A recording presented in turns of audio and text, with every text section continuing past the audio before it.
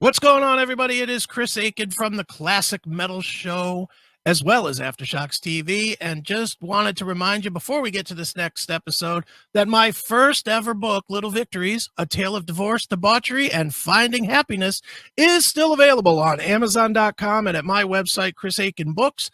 If you're going through a divorce or a bad breakup or whatever, this is going to be surprising because it's not just me telling dick jokes, but it's a fun book, but it's a very heartfelt book, and it's one that, if you've gone through anything ugly, you can definitely relate to it, and maybe it'll help you get through it if you're going through it right now. So check it out, Little Victories. It is available now, Amazon.com or Chris Aiken Books. Know what else is available right now? This episode that you actually came here to see.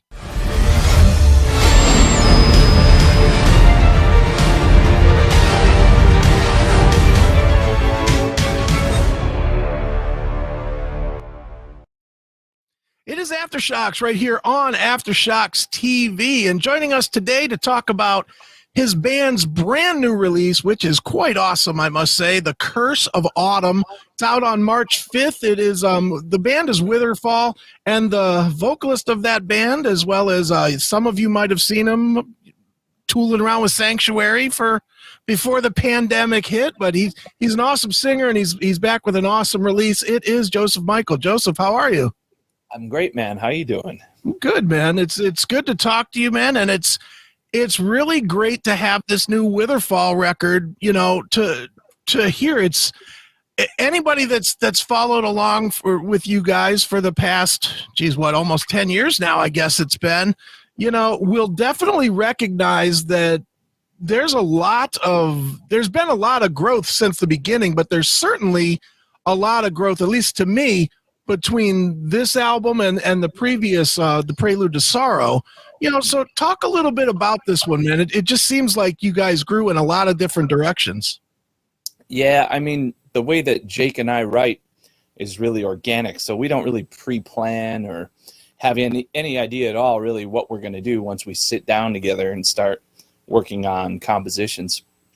I don't know how much of the history of the band you know, but obviously Prelude to Sorrow was written about our late drummer Adam Sagan. Right.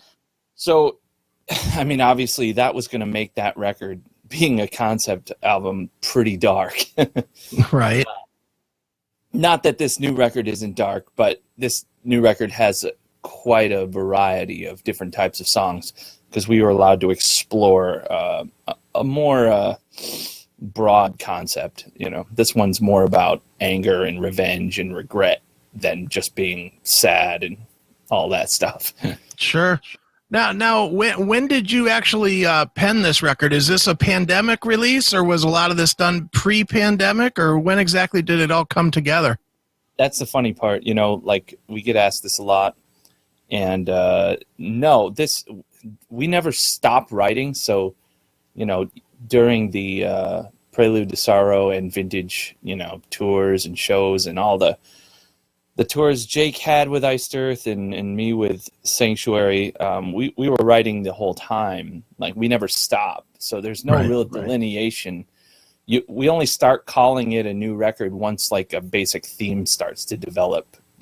After the first 3 songs or so, we start to go, I know what this record's about. And I think the last real writing session was in November of before 2020. Okay. So it was basically complete, and that's around the time that Jon Schaffer approached us, and he wanted to produce the record with us. So like once we got all that stuff straightened out, we started planning to go into the studio. And that's when all hell broke loose. Right. I mean, we originally, John was going to fly out with Jim to LA and just start doing pre-production and stuff with us in March. Of course, that was perfect timing. Mm-hmm. So that didn't happen. Sure. Jake and I ended up doing the drums by ourselves with Marco Miniman, and then flying out to Indianapolis to complete all the vocals and guitars and whatnot, and bass. Yeah, so it's not quite a pandemic record, though I have to admit that a lot of the performances were certainly influenced by all of the angst and anxiety and, you know, all the turmoil that was going on in the country. I mean, what did George Floyd thing happened sometime in mid-April, I think, and that was right when we started. I think maybe the third or fourth day that we started actually tracking guitars. Wow. So yeah, it was a really really crazy time to be making a record. Sure. I'm going to just ask this question, and it's going to sound a little fucked up, but I'll just ask it anyway. Was the angst of everything going around in the country and all the turmoil good for the writing process or the creative process of this record? Okay, so the writing was done. But the creative. Yeah, I mean, every time we pop, I mean, our work days are like 16 hours, so it's not like we have any extracurricular time going on. You know? But, you know, when you pop your head out of the studio and check your phone and make sure there's no fires, right? You see every other time we do that, every couple hours there's something going wrong, like some cop shoots somebody, or, you know, like a fucking Kmart gets burned down, or like it's just constant fucking chaos. And right, you know, like the world was on fire. So it sure as hell you know, gave you some fuel for the performances. I mean, because we don't write vapid music. Like, all of our music has our own personal things going on in it. So, you know, there's already that to feed off of. But when you get that immediate, like, okay, they just fucking like killed some poor lady in her house, like, of course that's going to affect you, and you're going to go back in the vocal booth or whatever, and it's going to affect the performance. Right, sure. And you know, it's interesting when you listen to the album, because you can definitely pick up on some of that stuff. I mean, certainly a song like As I Lay Awake, you know, that really feels like, maybe it's not written, maybe it was, maybe it's not about any specific event, but it feels like it could be about a person going through any number of events that we all went through in the last year. Yeah. Yeah, I mean, that's certainly what that song is about. But yeah, it wasn't any of the events that had already, or that had happened after I wrote it, the lyrics. But yeah, it's definitely a song about taking stock of you know, decisions that may or may not have worked out so well for you. Sure. Yeah, I mean, and the whole record is filled with nautical analogs and metaphor. Sure. A raft or water. Definitely is. Well, while we're talking about that song, Joseph, why don't you talk a little bit about the video as well? It's got a very cool video, and you worked with Zev Deans, who's known for working with Ghost and Behemoth, and, you know, quite a wide array of bands, which I think is actually cool, because none of those bands really sound like Witherfall. So it's almost like you guys took a chance to take what he had and apply it to something he didn't have, which I thought was a cool mix. You know, that's kind of what we do. Like, we hired Anthony Crawford, who's got like he played on fucking Justified, the Justin Timberlake record, you know? Right. Yeah, I mean, we're a horse of a different color. Sure. You know, as far as Zev goes, I particularly loved his Dance Macabre video. Like, I love the way that's shot and treated, and like, it's such a throwback to like the way music videos used to be, where it's just entertainment. It's pure entertainment. Like, sure. You're not trying to show how hard the band is, or, you know, like it's not like a real like political statement or anything. It's just fun. And so when I messaged him, and we figured out that, you know, we could work out the budget, and because I mean, he's no small player. Sure. He he was really into it because he always wanted to make like an old school like heavy metal video with vampires and lesbian Right. and blood. Yeah, and you know the irony is that his music is like dark wave and shit like that, like Right. like old school like death rock, you know, Mm-hmm. Bauhaus and stuff like that. So he's always, you know, doing stuff that's not really in his, you know, it's not going to be stuff in his Spotify playlist. But Right. if you look at all the songs he's done, they have some sort of catchy element to them, some sort of hook. Sure. Mhm. Definitely.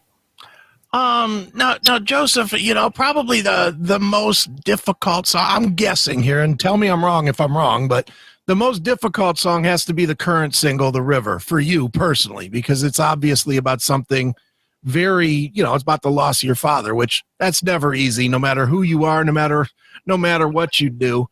For you personally, was it a difficult decision to give this song to the band?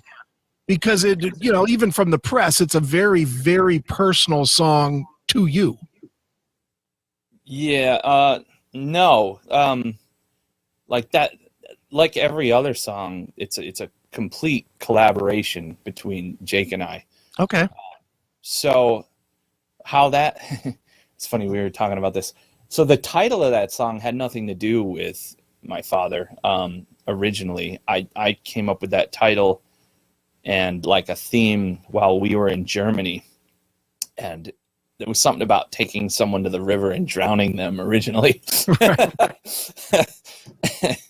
And we were with our Japanese tour manager, Mia, and she's like, I remember we were in Dusseldorf and you said to take someone to the river and drown them and it would be a song. And then, like, fast forward like a year or so, and I'm actually in Seattle working on Sanctuary stuff. And God, Lenny would kill me if he heard this interview. So I got up at like, I don't know, like 6 a.m. and I like got my laptop and all my writing stuff and like went out to the barn where, you know, like all the gear is for them. And Jake had sent me this really rough scratch guitar, it's not quite what the intro is, the acoustic. Okay. I had to mangle it. Like I took it into Pro Tools and I chopped it up. I changed one of the time signatures and then I added an extra round to one of them to fit what was going on in my head. But I played it on my phone as I'm walking to this barn, which is like a good 60 yards away. And by the time I got to the barn, I knew the song was The River. It was about my dad and the fishing spot that, you know, we used to go to when I was a kid where his ashes are spread. Sure. And I had the melody and I had the verse and the chorus, and I had to like put everything down and write it down really quick.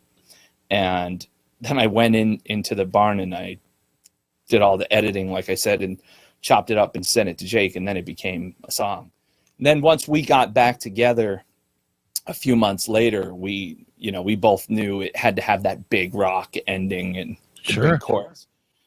But yeah, like the songs belong, you know, to the band. It's not, I didn't give anything to anyone. Like it wouldn't, it's like there's a particular chemistry when people write together where it's like it brings that out, you know? Mm-hmm. Certainly. And I have to imagine that, you know, for a guy like you specifically, you have that voice, and you know, there's very few of you guys that have that voice. It's, you know, there's like guys like a Ripper Owens has that type of a voice, or a Ralph Sheepers has that, you know, those abilities that you can go low, you can go high, you can go gravelly or dirty, you can stay clean, and 4 or 5 octaves worth of vocal. And guys tend to take it different ways. It seems some guys like Ripper Owens, he'll sing on anybody's record, and that's not a slap on Tim. He's a personal friend of mine, but you know, I mean, he'll sing for anybody, where yourself or Ralph, you know, you kind of not limit, but you do seem to focus a little bit more on keeping what you have to your projects. Is that a purpose move for you? I mean, for me to be a part of someone else's project, it would have to be something special. Like even like with Sanctuary, it was like originally it was just meant to be, doing that tribute tour, and it turned into going out and playing Refuge Denied in its entirety, which was really cool. But then, Lenny and I started writing, and we have a good half dozen really cool songs. So, I mean, I get offers all the time, and sometimes the money's good, but it's like, I don't want to leave that behind sometimes, I think that there's a real responsibility if you're an artist to have, some sort of quality control. I was just, it wasn't recently, but it was during the tracking. John gave me a copy of Glorious Burden because I wasn't honestly a huge fan of Ripper. Like I didn't really listen to it too much, but yeah, that his singing on that record's really good. I wasn't aware, honestly. Yeah, he's got some range. His mid, it's really like this mid-range thing, and then he goes up and does the crazy falsetto stuff. Right.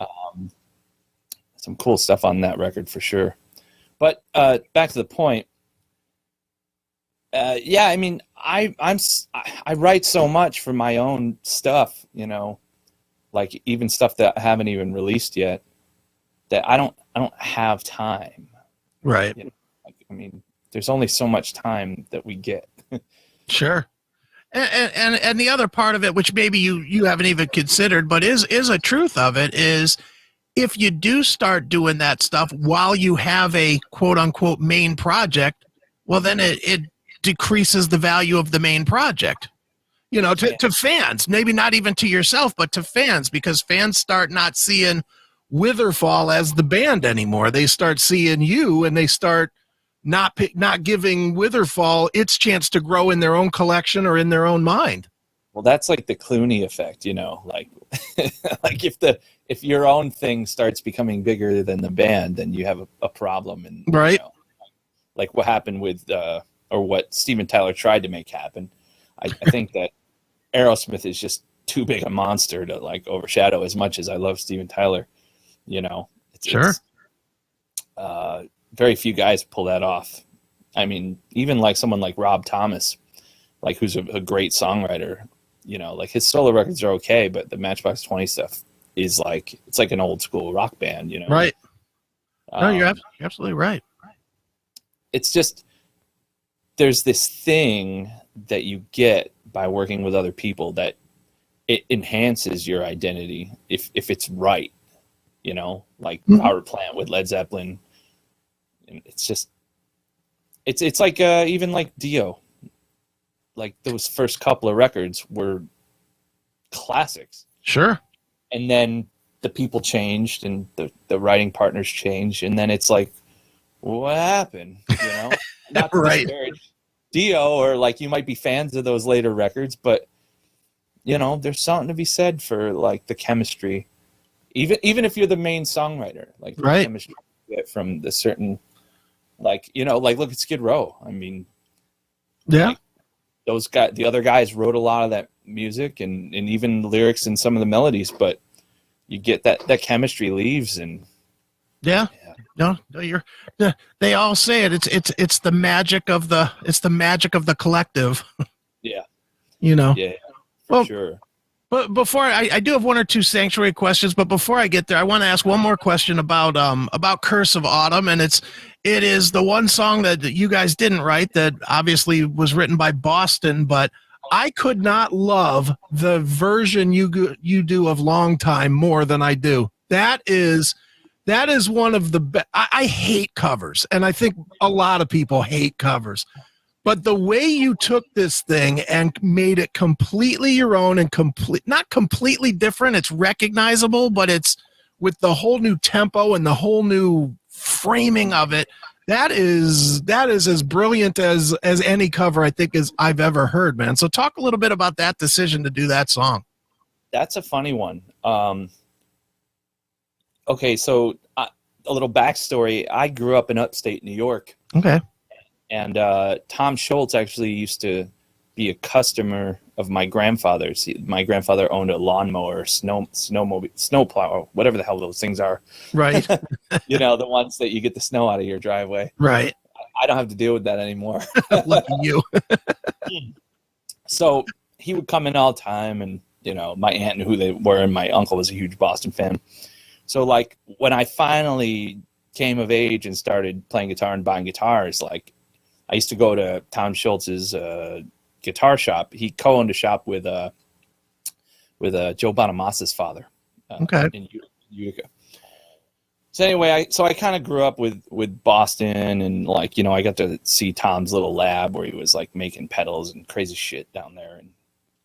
And one day I was back in my hometown, and I asked him when they were playing, and I hadn't heard about Brad Delp yet. And he just kind of looked at me and was like, you know, you didn't know? And I'm like, no, and I'm sorry. And then it got a little weird. Sure.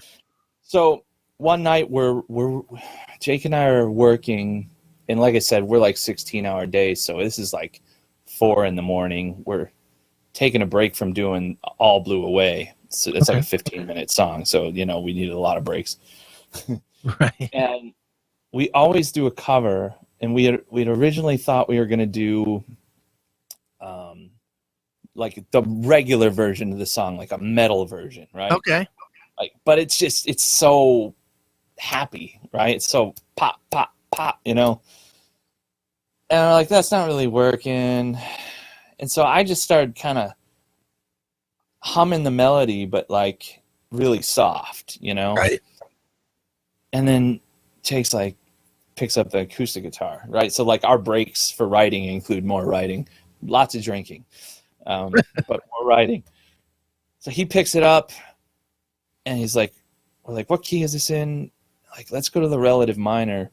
So instead of playing that B flat, we're playing a G minor now. Okay. And the melody still works. Like, oh, slow it down. Okay. Oh, let's totally like create like our own chord progression instead of just staying on the static, you know, major tonic. Oh, wow. And then I start thinking about, you know, my, you know, history, and then like, I'm like, yeah, and Brad killed himself. And then I'm like, look at the lyrics to this thing. Like, if you look at the lyrics, they're really sad and somber. And sure, if you look at it through the lens of the way he died, the way he killed himself, like, it's a really desperate, like, cry for help. Mm-hmm. And so that's how we like interpreted the song. And yeah, I mean, it's a really depressing piece. It is, but you know, you added the darkness to what I'll bet you 99% of Boston fans have no idea that it's a dark song. Most people hear it and they're just like singing right along. Yes, it's been a long time, you know. Yeah. That the time doesn't wait for me. I think I should be going thing, like, that's really dark if you think about the way he died. Right. Like, holy shit. So yeah, I mean, we did end up recording a full pass of that, but we rewrote the ending. Okay. And it's got like a crazy solo and like really high vocal harmonies. And we did the whole intro, and we got the guy that played organ on the Iced Earth records. I forgot his name. He's going to kill me. Mm-hmm. And then like, so Jake is doing like in unison with the Hammond in the beginning. Of course, you know, Marco's crazy playing. Sure. Sets it off. So yeah, we did a video for that. That should be coming out after the record's out. Okay, very cool, man. Well, and it's weird because the only thing I could compare it to, you know, I was trying to think if I've ever heard a cover of a tune that took such a drastic twist on it and actually, you know, created its own life. And the only thing I could think of was Axl Rudy Pell's cover of Hey Hey My, because he took the Neil Young fast song and did the exact same thing, made it slow and haunting, and really emphasize the lyrics to it. It's and take that as a good comparison, man, because it's a very cool thing. We love stuff like that. Like that's why, like we love like the Guns N' Roses version of Knocking on Heaven's Door. Like let's put a melodic guitar solo in here and a big rock chorus, like the way Hendrix treated covers. Even I would say it's probably taboo. Even the way Marilyn Manson treated covers was really cool. Yeah, no, I completely agree. And whatever with the taboo. People judge the music or don't, judge the people or don't. I mean, look, you're talking about Jon Schaffer, and I could very easily do the trivial things. Like, well, what do you think? But nah, I'll leave that to somebody else. Everybody can make up their own decision as far as I'm concerned. Well, I mean, John's his own man. Like, right, exactly. We weren't there. Yeah, exactly. I mean, people say that, well, you must have known about his political blah, blah, blah, blah, blah. And I'm like, yeah, everyone does. He fucking did interviews about it for the last 30 years. But that doesn't mean you thought what happened was going to happen. Like, right. If he asked me whether he should do it or not, I would have fucking told him no. Like, yeah. Don't do that. That's it, man. It's, the whole, and I don't want to get into that whole thing, but, judge people by what you see people do, and Jon Schaffer made music that appealed and certainly had ideas that appealed to you guys, and you worked with the guy as you should. It's not like he was like some scab musician that was known for his hate. It's a 30-year professional musician. No, I think that's the thing too, and it's not just Jon. It's people don't know the artist personally. They just, whatever the prevailing opinion is about someone, that's what they get fed. Like what's going on with Marilyn Manson. I don't know. I know him from like secondhand sources, people that are around him, and I'm sure he's an arrogant, like rich guy who gets what he wants all the time. And look, I've been in that BD and S&M scene, and I've seen a ton of shit. So sure, like, I think, like nobody's holding a gun to your head to fucking be there. Yeah, walk right out the door. My simplest suggestion is that nobody should judge anybody on what they read in 280 characters. Right. Right. Wait till if Marilyn Manson did something bad and you want to hate him, wait till a court says he did something bad, not just because somebody said so. And same with Schaffer, to be honest. I mean, I know it looks bad for him, but who knows what's going to come out when it comes out in court? Who knows? That's the thing too. Like, whether I think what he did was wrong, that's one thing. But like, he's still like a friend, and I care about him. I wish it never happened. I wish he never made that choice, but he made that choice, and now it's out of my hands. What happens? Yeah, exactly. No, I hear you, man. Well, dude, real quick, I did want to ask you just what's going on with Sanctuary, since you are, you came into that band and really kind of brought it back to life, because and obviously it was for a great reason in that Worrell's memory was respected. Not great because he passed, but it certainly was a great reason to celebrate the music. So what is going on with it now, and do you feel comfortable carrying on with Sanctuary? Yeah, for sure. I mean, I was just talking to Lenny, and we were discussing who's going to produce this record, and some talk about having Zeus, who produced the last one, The Year the Sun Died, brought up, and that's a possibility. We're really, because the way everything is right now, we have things scheduled. We have the Into the Mirror Black anniversary tour lined up in Europe and possibly the US for like late fall. But we don't know how the hell that's going to play out right now.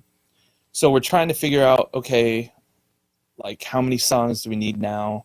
What's the timeline? Because it's going to get really busy, because when touring does come back, it's going to be Witherfall, it's going to be Sanctuary, it's going to be hopping back and forth between the two and trying to find studio time, and so we're trying to like we don't have all the songs yet, but we got to make a choice of when that timeline is going to be, or else we're going to have another year where like nothing happens because that time gets filled up.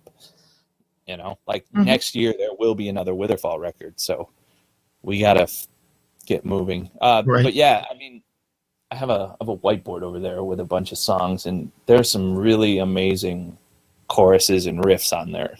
Great. Sure.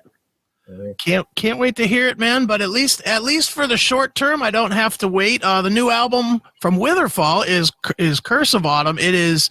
I'm gonna recommend it to everybody. It is a great listen. It's a deeper listen. It's definitely not a peripheral Motley Crue type of a listen. It's a very deep record, and it's one that you really should put headphones on and kind of listen to the words and grasp. But it's out March 5th, and I'll tell you what, Joseph, tell people where they should go online to keep up with you and with Witherfall and get the record and all that. Well, they should definitely get the record at our website at www.witherfall.com. Okay. And they can keep up with me at josephmichaelofficial.com. And one other note is that we have our own wine. And so you should go and grab a bottle of that wine. It's on pre-order now. Okay. And drink that while you're listening to the record. In fact, yeah, I'll show you. Oh, nice. Yeah. There you go. The Witherfall wine. Yeah. Fun stuff. Good stuff, man. Well, Joseph, once again, the album is Curse of Autumn. It is Witherfall. And Joseph, thanks so much for joining us on Aftershocks. Thanks for listening to Aftershocks. For more episodes, go to our website at www.aftershockspodcast.com. Visit us on our Facebook, Instagram, and Twitter pages for more news and information on the podcast. And be sure to subscribe, listen to, and review all episodes on YouTube, Spotify, Apple Podcasts, and all other podcast platforms. For your music listening pleasure, visit our website or go to www.shockwavesradio.com. For all comments and questions, please email us at info@aftershockspodcast.com.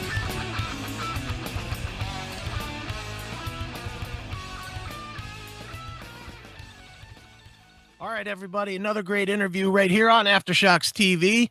And before we go, just want to remind you one more time, make sure you get over and subscribe to the CMS Podcast Network, cmspn.com. You can watch, you can listen, you can subscribe to everything that we do. Not only us, but the classic metal shows, Shockwave Skull Sessions, Talk to Me. It's all there, one site. Get 4 great shows. Never have to do anything again but be entertained. So check it out, cmspn.com, cmspn.com, cmspn.com. Until next time, folks.